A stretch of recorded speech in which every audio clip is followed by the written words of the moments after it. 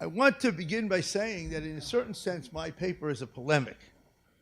While no respectable scholar who deals with any aspects of Jewish spirituality would say that it doesn't begin in antiquity, the reality is that the discussion of it, certainly in academic terms, and to a great extent in traditional Jewish terms, begins with the Middle Ages.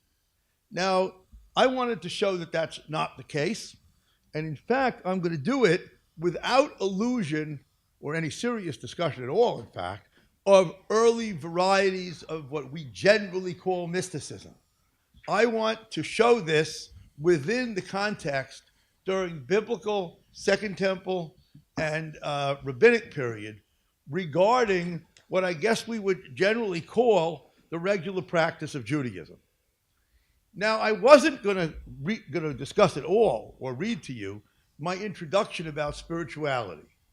But unless I'm missing something, I don't believe anybody even discussed what it means. So let me tell you a funny story. The first time I was asked to speak about spirituality, I was then giving a course at the Hartford Seminary, which, as you can guess, is not a Jewish seminary. And I went into the bookstore there, and I looked for books about spirituality and Christianity. And I discovered that we use the word spirituality in Jewish terms in a way that is basically not in any way analogous to the situation in Christianity, because their spirituality is a term for bringing what you get in church into your daily life. We always talk, and I remember hearing this as a kid, that one of the differences between Judaism and Christianity, what I'm about to say, by the way, is false, because it's not true, is that Christianity is really just in church and what you believe, and of course this is not true. However, what they call the application of biblical values and ethics and Christian living to daily life is what they call spirituality. And ironically, that is in Jewish terms much similar rather than to the way we use it in Ruchniyut. It's not that. It's actually the practices. So I want to point out, therefore, that we do need some attention to the definition. So I began in my paper to discuss the question that we have to say something about what spiritual really means. And what I tried to do was to point out that spirituality is truly embedded in all of Judaism throughout the early periods as well, not just in the later periods.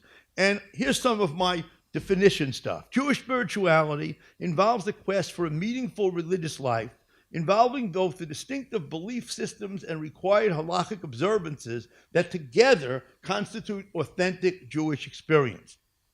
The quest for spiritual fulfillment in Jewish context is an attempt to experience a connection with the divine through the application of theological beliefs to the observance of commandments and to all phases of daily life. It is a self-transcending aspect of our Jewish life in which we attempt to develop greater and greater sensitivity to the presence of God as it can be manifested in ourselves, the community, the Jewish people, fellow humans, and the natural world. The true seeker of the spiritual will necessarily feel a sense of progress in his or her religious life as it becomes increasingly transcendent. Now, this is what I said was a kind of a working definition, and I said that this thing should work for all kinds of complex phenomena, like biblical prophecy and the nature of mystical experience. Now, these things are all overlapping.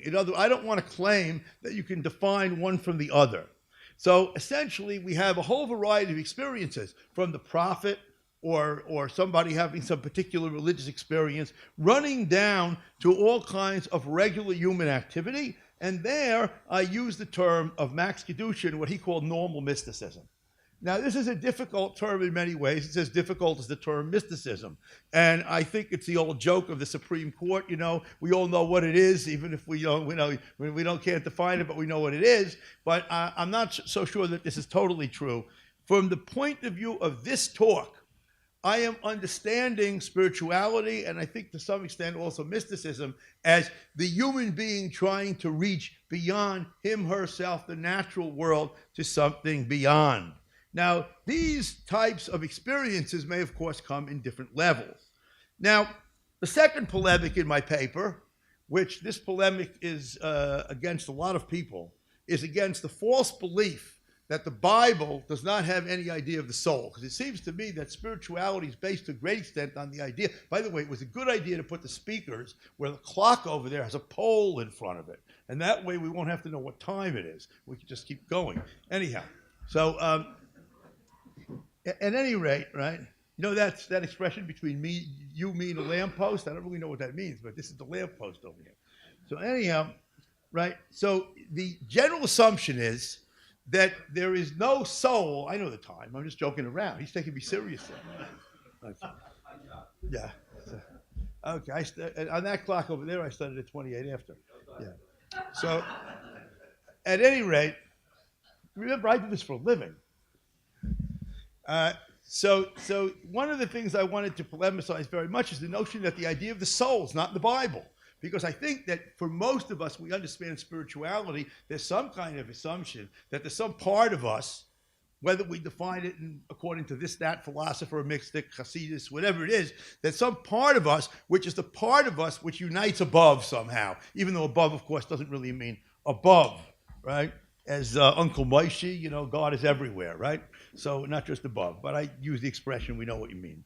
Any case, so the fact is, I'm going to argue right now that the soul has very great roots, and the notion that it comes from the Hellenistic world is false. In fact, what is true is that the way we describe it, the way we now describe it, is influenced by Hellenistic values. So I think this is a very important point. There are all kinds of biblical passages, I'm not going to bother to read this, which testify to the soul being something, right? For example, the idea that the blood is the nephesh. Well, what is this thing, the nephesh, which is a life source? The soul was understood in the Bible to be the seat of animal functions as well as affections or emotions. The nephesh can denote the personality or even the person, but the point is that when the soul leaves the body, there is something which can leave the body, which goes down to the netherworld. That thing which goes down to Sheol is not the body, okay? Now, I could go on with this. There's more complicated anthropology of the Bible. This whole idea of the corporate personality is emphasized sometimes to the extent that it obscures the fact that the corporate personality still can have aspects that act in certain ways and in certain contexts. So that's a very important thing. And this I could go into detail, but you'll be able to read the paper if you have not. At any rate, this is very important, and he runs it to Second Temple times. In Second Temple times, we find it extensively in the Dead Sea Scrolls, but we do find that that's the period in which, under Hellenistic influence, the terminology comes in. It's very much discussed in texts in Greek. Of course, Philo-Judaeus, it's exceedingly important for him. It's very central in 2 Maccabees, when in the whole discussion of martyrdom. Some crazy guy keeps writing me emails, I have to get rid of him somehow, about, what in the time of Paul, can anybody conceive, I told him 7 times no, of bodily resurrection of individual dead people on the spot. In other words, the idea that somebody dies and this person's body is no longer in his grave. I tried to explain to him that that's not a Jewish concept. Okay. At any rate, the Hellenistic influence is important. Now, when we get to Tonic Texts, right, we know that there is understanding already of the division of body and soul, and we have there a whole variety of texts about the purity of the soul, represents what we consider to be the spiritual part of the human being. In fact, the Tanaim already have concepts which are very close to the way we understand the whole thing.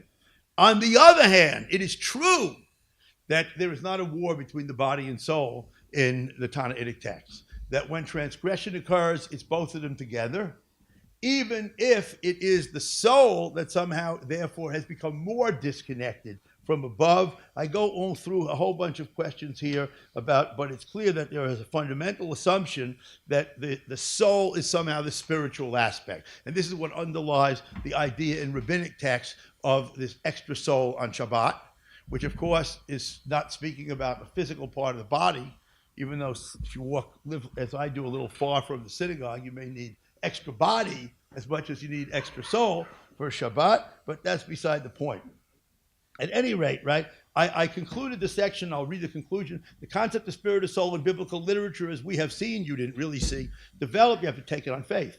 In various ways in the Second Temple rabbinic literature, to some extent under Hellenistic influence. It was this soul spirit that was the forum for the individual's experience of God and holiness as it was understood and described in early Jewish literature. When we speak of spirituality, we deal with the intersection of this aspect of human existence with the divine. The soul, the essence of human spirituality, would experience God's closeness in a variety of ways, and it is to them that we now turn. We're only probably today going to look at one of these examples, because I think I have 5 minutes. We're going to look at visiting the temple. Now, much of the religious experience of Jews is in visiting the temple, and especially on special occasions, holidays, etc. Now, according to the biblical account, right, there was a tabernacle. And in that tabernacle, we already see the sense, which is a whole other subject, of the idea of Shekhinah, that there can be a special place where God is somehow more available to us than in other places. Because again, I remind you of Uncle Moshe. God is everywhere. Now, by the way, someone here might not know that Uncle Moshe is a kids' series of records for American Jewish Orthodox kids. And I have to tell you that I think in our family, we still own that thing that they call a record, that archaeological thing that's called a record. I think we may still have it. Okay. Now remember that the camp was arranged to symbolize this idea. The camp of the Shekhinah, the divine presence in the middle. The camp of the Levites around it. The camp of the Israelites arranged in the tribe, as is described in the book of Numbers. Now that system was then taken over for the temple scrolls model in the Jerusalem temple, which was never built, that the Dead Sea Scrolls wanted.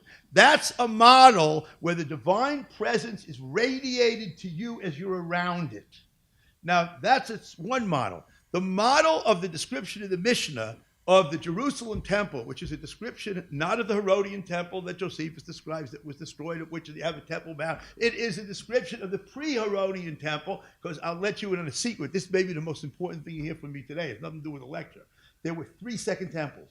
2A, built in the Persian period and Jews returned. 2B, probably in the Maccabean period, maybe a little earlier, there's 2B. That's the one the Mishnah describes. 2C, described by Josephus at great length, and the additions can be seen archaeologically at the Temple Mount. So what I'm telling you is scientific, hard fact. No matter what anyone tells you, it's a hard fact. Now, the second temple in the Mishnah Midot is described in a completely different way.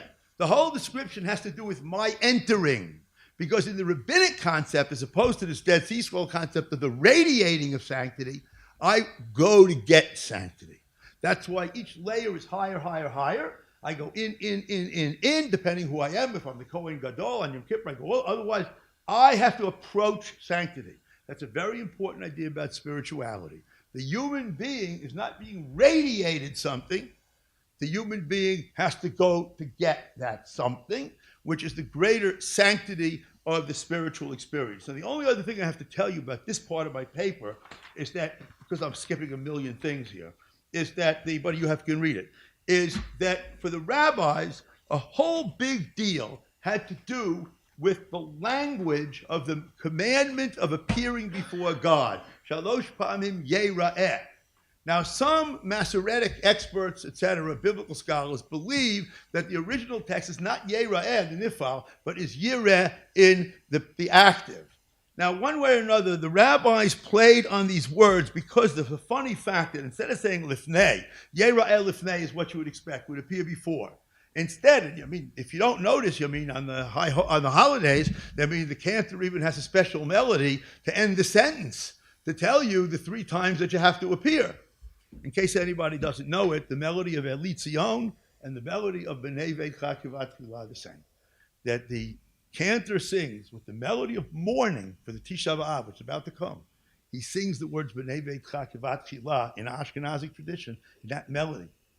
People look at me and never realize this, right? I could tell you a lot of interesting such things, but that is correct. And any the real cantors will tell you that. Now, the point is that this yera'eh, not lifnei, but et penei, makes it look like you expect a direct object. So they played off this. And there's a whole midrash about whether the whole discussion of a person who's blind in one eye, does he have to come? Does he not have to come? And underneath it is something that actually Eliot's written about this. I'll tell you the truth. And in the footnote here, I don't totally agree with him.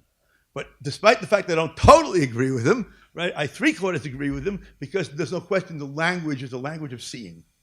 And in that language of seeing, it's you come to be seen by the one who sees. And if you look at those texts, you can see clearly that the idea is that there is an interplay between God's receiving the person who comes and the person who comes. And those two things, which parallel, by the way, certain later mystical traditions, obviously fleshing them out, those two things are the key to the spiritual experience, right? See, the place where I slightly disagree is I don't think the average Israelite coming to the temple is seeing visions. I'm not sure if you think that either. I'm being unfair to you, I think. I'm being unfair. But the point that I'm making is I'm casting it too extremely. But anyhow, the point is that it is completely correct that the whole language of the thing is as if it's what you see. And as if you're seeing something and you're being seen by something. Meaning that what's happening is that there is this dual experience. And I know I have no more time, but I just want to tell you that I followed through in a similar way with a bunch of related things. I followed through here in the paper on the question of sacrifice, which I think all today people don't really understand it as a spiritual thing. They don't understand what's going on.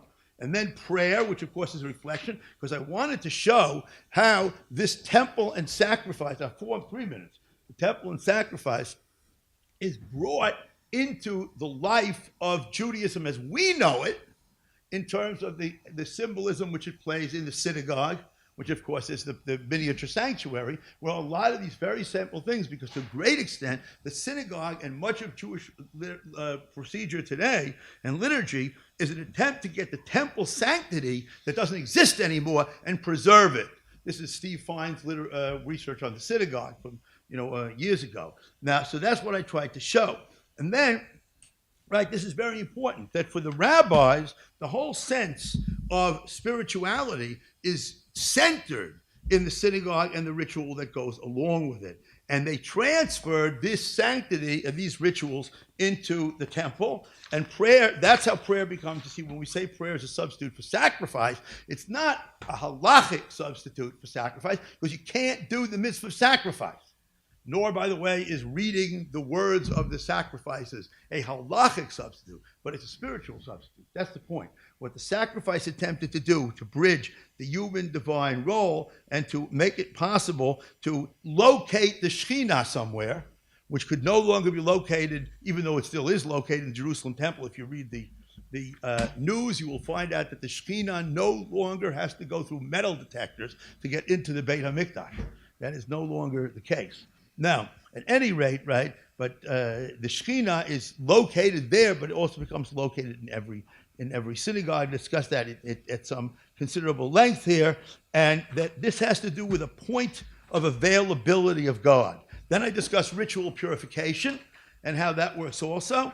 And again, here you have the mistaken view of some people that ritual purification is mechanical. Now, I want to say one other point before I'm reading my conclusion, which is that there is an inherent polemic here against an old Christian view of Judaism, which cast Judaism as a bunch of meaningless rituals. And that point of view of Judaism is in fact attributed to Jesus in the Gospels, because Jesus has several criticisms of the way Jews, as for example, the notion that he criticizes that a person could make a neder to avoid having to honor his parents.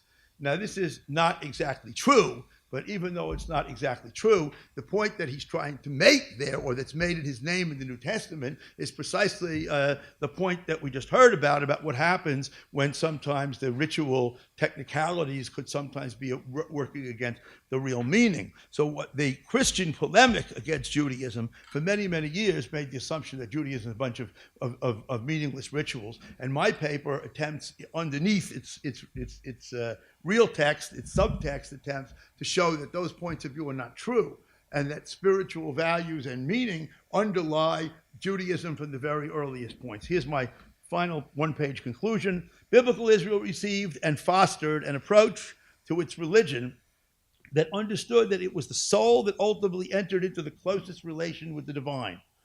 through the various rituals, visiting the temple, offering sacrifices and prayers, and following the rules of ritual purification, individual Jews experienced the relationship of God and Israel in their own lives, feeling his presence in their sanctuary and community.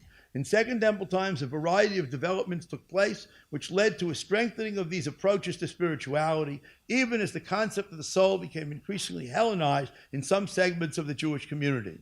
As some groups withdrew from the temple, others seemed to prepare unknowingly for its eventual destruction, and the spiritual aspects of prayer and the fulfillment of purity regulations outside the temple sphere became more and more significant.